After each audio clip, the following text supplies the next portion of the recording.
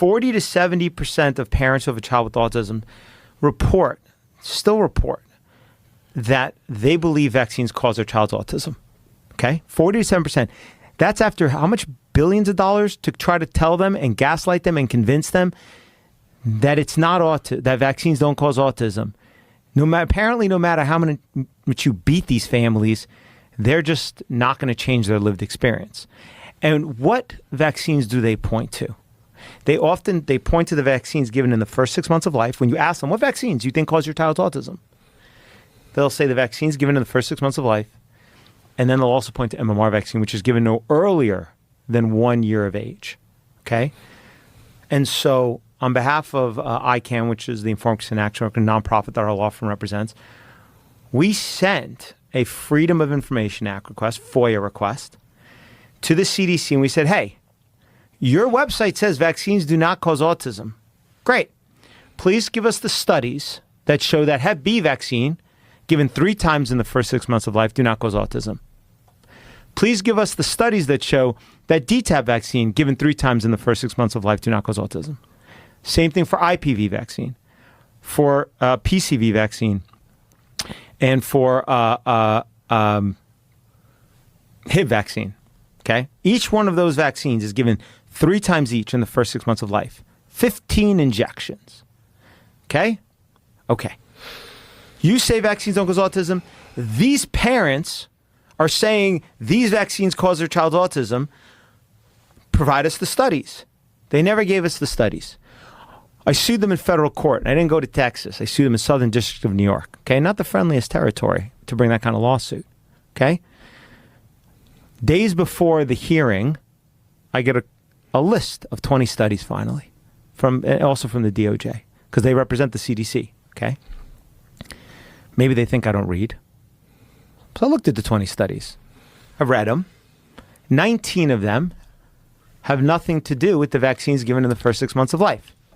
They were all either MMR studies or studies of an ingredient that wasn't in those vaccines. One of them was an Institute of Medicine review from 2012 that canvassed all the literature on whether DTaP vaccine does or does not cause autism, because the CDC and HRSA, which is the agency in HHS that fights vaccine injury claims, asked the IOM to look at whether DTaP causes autism because it remained one of the most commonly claimed injuries still, according to them. Okay? And the Institute of Medicine came back and said, we could only find one study on DTaP and autism. And in fact, it showed an association between DTaP vaccine and autism. But the IOM threw it out because it said there's no unvaccinated control in it. So they threw out the studies based on VAERS data, if you know what that is. So I called up the DOJ attorney. This is days before the hearing. And I said, I got the list of 20 studies.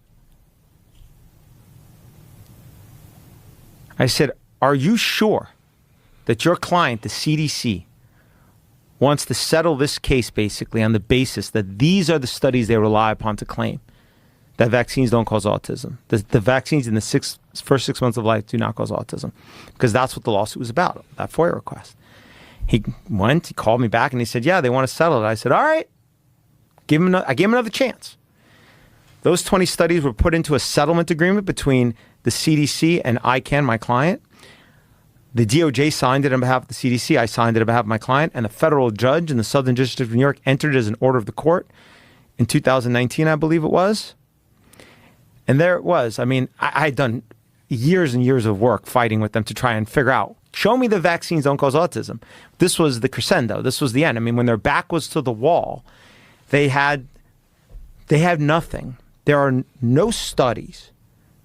They could not produce one that showed the vaccines given in the first 6 months of life do not cause autism. And here's the thing they left out. There is one study out there regarding Hep B vaccines and autism.